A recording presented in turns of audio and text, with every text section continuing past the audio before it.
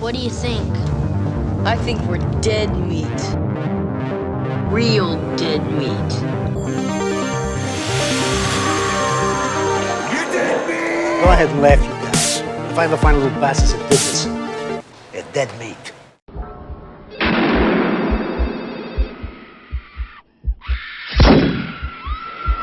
Hey everybody, welcome back to What's Your Favorite Scary Movie, the show where I talk to people about their favorite scary movie. And my guest today is Alexa Bliss from the WWE. Hey Alexa. Hello. Hey, thank you so much for joining me. No, thanks for having me. I appreciate it. I love being able to talk about scary movies. I have always been a big scary movie junkie. Starting, I think one of the first ones I ever saw was The Omen when I was like 4, because my mom, she had me as a teenager. She was young, and she was watching The Omen in her room once, and she told me not to look at the TV. And of course I was looking at the TV, and it was that nanny scene, where I did it for you, Damien. jumps. Yes. She's like, watch me, Damien. I did it for you. It's all for you! It scared me, but ever since then, I've always just gravitated towards horror movies, and I love them so much. I love hearing about people who were also raised to watch them from too young of an age, because then that makes me feel less weird, because I too was watching them at like 4, 5, 6 years old. See?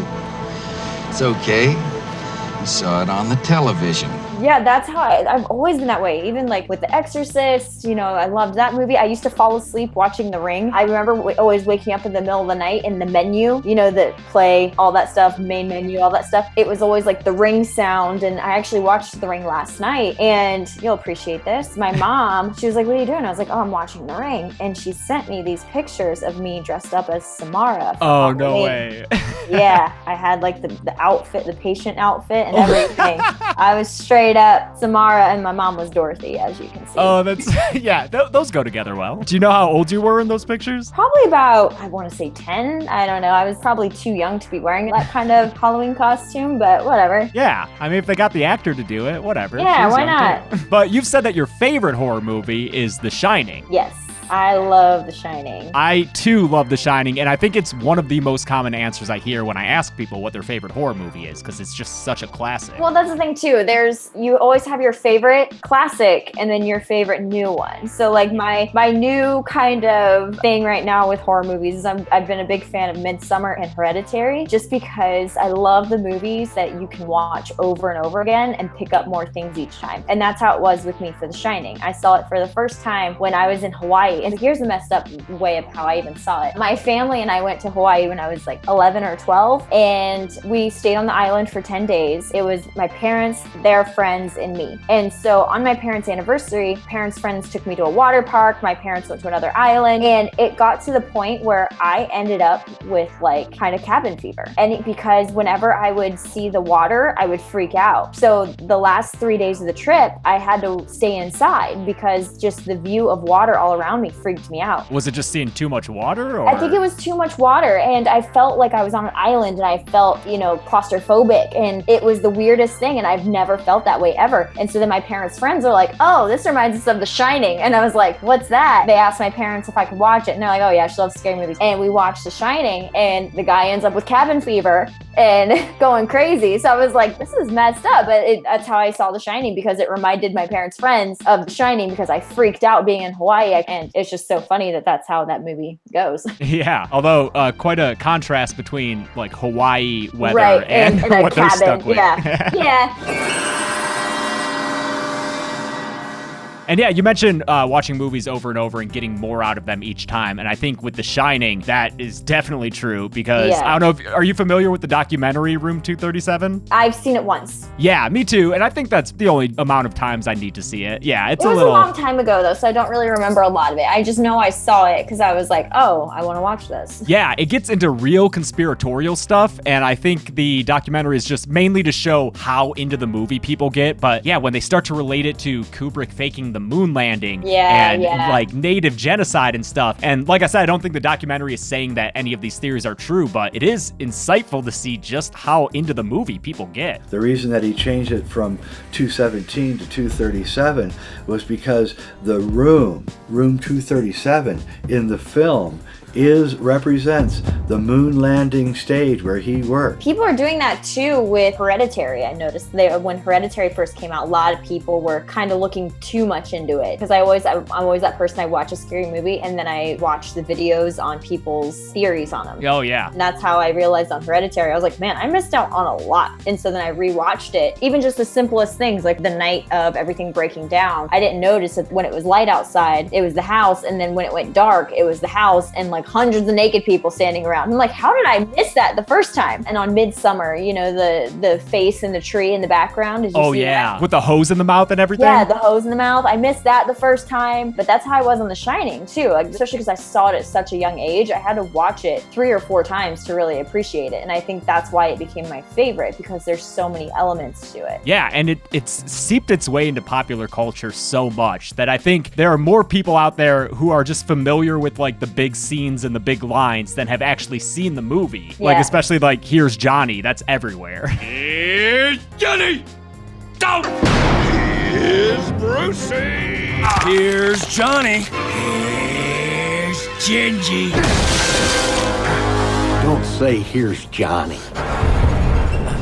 I can't think of a thing to say. So I think that one of the reasons The Shining has so many different ways to look at it is because of the director Stanley Kubrick, who of course was like a consummate filmmaker, a perfectionist. He's made so many classics. But one of the things I struggle with watching the movie is just knowing that, especially with Shelley Duvall, just it kind of almost teetered into abuse with how he treated his actors. Oh, come on. What do you mean roll 2 video? seconds. We're fucking killing ourselves out here and you've got to be ready. I am too. I'm standing Should we right play by mood the music? door. Honestly, don't think the lines are going to make an awful lot of difference if you get the right attitude. It's like you couldn't have done like straight up just good old fashioned emotional recall. You had to like go above and beyond, and that's crazy. Shelley Duvall was nominated for a Razzie Award. The Golden Raspberry is the worst in film, and I know that her performance is actually kind of a sticking point for some people. It's kind of divisive, so I'm curious to hear your thoughts on it. Do you think that it's convincingly terrifying, or do you find it veers into annoying and over the top? Here's my thing with horror movies. Yeah. I love them because they are over the top. Go check it out. Because I feel like it's like a classic thing. Like when you're watching The Exorcist, and when the mom first sees Reagan, she goes, oh, and like no one really does that. You know what I mean? But it's like it's a classic technique, I think, for scary movies, and I kind of like that. So even if it is like a little over the top, I feel like that's how it's meant to be. And like I don't know, I like subtlety in scary movies, but I also I kind of like the over the top thing to a point. I'm real big on the unknown. I love the movies that have the unknown. So I was all for The Conjuring, Annabelle Returns, the whole deal. I was really big into it until they showed the demon. Whenever they show the object that's causing everything, takes me completely out of it. Yeah. I'm like, that's not real. I understand it's supposed to be like Satan and all this stuff, but I'm like, I like over the top to an extent. When I see the thing that's causing the thing, I don't like it. Yeah, that's my biggest issue with Insidious is I think it's great until that red-faced guy just starts showing up all over the place. I'm like, oh, that kind of looks silly. That's why I loved the Paranormal Activity movies. Oh, yeah, me too. Because you didn't know what it was, and it possessed the person instead of... like an actual ghost appearing on screen. Yeah, like that's not for me. Your mother's going to kill you when she sees you cut holes in her $300 sheets. I think The Shining does that really well because for most of the runtime, it can even be argued that Jack's just seeing all this stuff in his own head. And I think there are some indications towards the end, especially him being let out of the freezer, that this is actually real. It is actually supernatural. Danny going into room 237 for the first time, you get so scared at what he's going to see, and then you never see it from his perspective. You just see him coming out with a bruise on his neck. And I think, yeah, that's way more effective than having him walk in there and getting attacked by a monster. Now, I will say, though, in room 237, the lady scared the crap out of me. Oh, yeah. When he looked at, we was making out with her, he looked in the mirror, and that got me.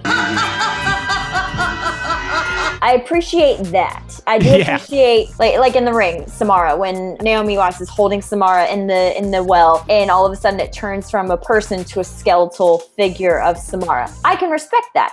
But seeing the girl climb out of the damn TV, I was out of it. I was like, yeah, that was too much for you? Everyone loves that scene. And I'm love just it. like, I think it's cool at first, but then like, I don't know. I think it would have been better if she just like maybe one grab through, you know what I mean? And just something, but instead of like, you know, walking out and getting bigger better, and it's like, yeah, like jumping forward. It's better in small amounts to leave more to the imagination of like, when I go into my hotel room, is there something gonna come out of my TV?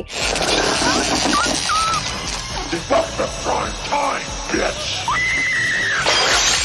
I liked what you said about you like horror movies being over the top to a certain degree, because I also feel like that's kind of the case with your business. With professional wrestling, you have to be over the top sometimes, and I wonder if that's why there's such a huge overlap in the fandoms between horror movies and wrestling. I don't know if you've noticed that, but as someone whose job it is to review horror movies, yeah, lots of my fans are also into wrestling. I can see that. Yeah, we're a little over the top. We're a little larger than life. I get it. So, The Shining is 2 hours, 20 minutes. It's a long one. And it has so many iconic scenes that, like I said, have permeated pop culture. But do you have any particular favorites? I think when he goes into room 237, I like the reality of it in a sense of you see Jack start to lose his cool. You see his mind manipulate him. You see him start to break down that fourth wall of reality in his own mind. And I always respect movies that can go there. I think that's like so brilliant because the mind is such a powerful thing that I feel like people forget that sometimes.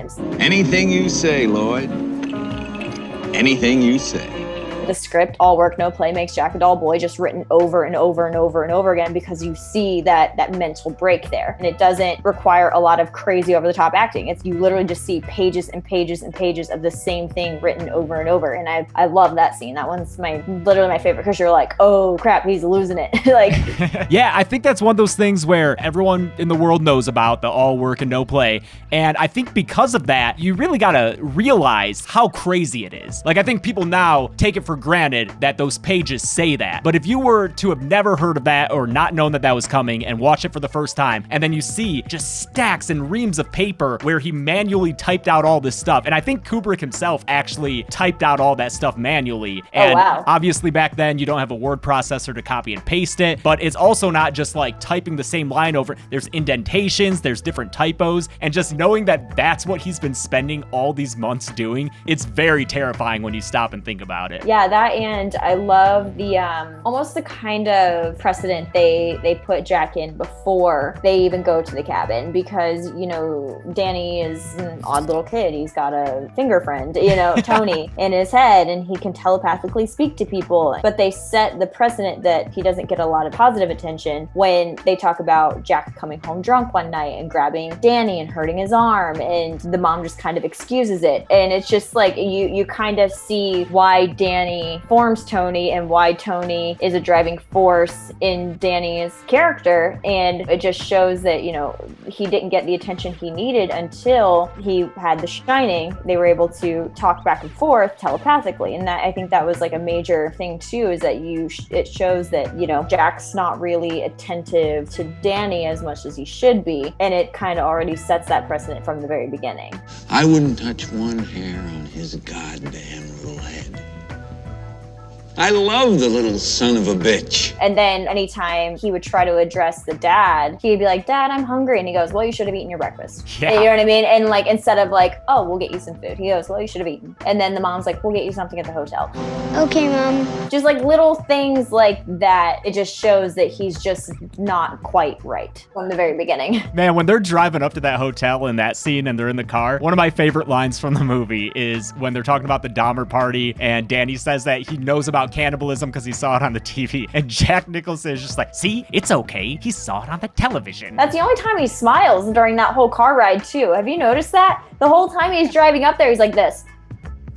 And then the wife's talking to him, Danny's talking to him, nothing. And then all of a sudden he goes, see, it's fine. He saw it on the television. Like, it's just like, what? Like, yeah, his only smile is just this like sarcasm. Like he's such an asshole throughout. Whenever you come in here and interrupt me, you're breaking my concentration. You're distracting me. And it will then take me time to get back to where I was. I love when Wendy brings him breakfast in bed and she's like, well, you just gotta get back into writing. That's all there is to it. He goes, yeah, that is all it is. And he's just like dipping his bacon. It's so great. But yeah, there's a lot of like weird little looks in this movie when he meets with Stuart Allman, the guy who runs the hotel, and he has that other random guy, Bill Watson, come in. Like, that Bill Watson guy gives some weird looks to Jack, both in that initial scene and later when they come back to give the final final tour. And he's like, hey, Bill, could you go do this thing? And Bill's like, fine. And he like storms off. Bill, would you have the Torrance's things brought to their apartments? Fine. I better collect my family first. And it's just little things like that. And Jack's reading a Playgirl. I love this movie so much because there's always more to see and discover. There's so much. And that's why I like movies like that. There's a lot of movies that you see and you're like, oh, I've seen it once. I've seen it a million times. But this one is definitely one that the more you watch it, the more you pick up on. And it's like seeing a new movie every time. That leads into Dr. Sleep, which is the sequel. Have you seen the movie? I have not seen it yet. I have been waiting to see it because I just set up a whole like projector thing in my backyard. So I've been like waiting to do it. I highly recommend it. It's a very good movie. Maybe I'll watch it on the plane. Yeah. Have you seen The Haunting of Hill House, that series on Netflix? Yes. It's by the same guy, Mike Flanagan, so. Obsessed. Yeah, that is one of my favorite things. I love Haunting of Hill House. I was sucked in from episode 1 and I knew it was my favorite Netflix show when the Bent Neck Lady episode. Yeah. Absolutely. Oh, it was so brilliantly done. My fiance and I watched that, and it was like, 1 in the morning when it finished, and we both review horror for a living. We watch horror movies every day, but that finished, and we were like, we can't go to sleep right now. Like, even thinking of it now, I get chills. It's so creepy. So I like to ask people who I'm interviewing if they can hit me up with some trivia questions about their favorite horror movie. So far, I have not been able to get a perfect score on all 3 questions. So let's see if I can do it on The Shining. All right. What type of car does Jack own? Oh man, I don't know cars. I'm not a car guy. Is it a station wagon? A yellow Volkswagen Bug. Oh, that's right. It is a Bug, because I remember that first shot after they move in to take care of it. There's a wide shot of the hotel, and the only car in front is a yellow Bug. Damn it. We actually just talked about this scene. We just talked about this one. Okay. When Wendy brings Jack breakfast in bed and they discuss the writing process, what everyday household item is the scene filmed through? Oh, it's a mirror. Yes. Yeah, I always found that really interesting because it starts with him, he's like yawning or something, and it just slowly zooms out the whole time. I love all the use of zooms in this movie. Another one I always think of is Scatman Crothers lying on the bed and just that long zoom into his face. Yeah, I never even realized that. And then 3, what Disney character image appears in the movie in Danny's room? I know on the hallway when he's brushing his teeth and talking to Tony, there's a bunch on the wall. I think I want to say Mickey Mouse, but I also think there's some dwarves. Mm-hmm. Which dwarf? Oh, which dwarf? Damn. That's cold-blooded. Is it Doc? Dopey. It's Dopey, okay. The context with it says, when the camera slowly crawls into Danny's bedroom, it passes by a few stickers on his door, including one of Dopey from 7 Doors. A later shot, after poor Danny has endured the frightening in the hotel, it reveals that Dopey has vanished from the door. Oh. Continuity error? I don't think so. He is no longer a dope and has been enlightened because he's tapped into The Shining. That's so, that's the kind of thing that people are like, no, Kubrick wouldn't make a mistake, so it's gotta have a deeper meaning. And Kubrick was probably like, we lost the sticker. Yeah, it fell off. Someone walked by, accidentally peeled the damn thing, so we had to take the whole thing off. Kind of would have made sense to have Doc the dwarf on the wall, since that's his nickname. Yeah. Where were you on that one, Kubrick? Yeah. I think this means that I would be a better director than Stanley Kubrick. Clearly, that's the only thing it means. Well, yeah, I highly recommend you check out Dr. Sleep, because I think they should have advertised it more as the sequel. Like, they should have called it The Shining 2 Dr. Sleep, because it didn't do well at the box office, but it's such a good movie, so. Yeah, because I didn't know it was a sequel until someone else saw it and told me. I was like, wait, what? Yeah, Dr. Sleep, like, what the hell does that mean? It doesn't mean anything. Yeah. Oh, I can't wait to see it. Well, Alexa, thank you so much for joining me for this discussion. It's always nice to find other horror fans, especially in pro wrestling, which is another huge hobby and interest of mine. Awesome. I appreciate it. Thank you so much for having me. Yeah, absolutely. It was fun. And for anyone watching, we'll have more of these coming up. So thanks a lot and be good people.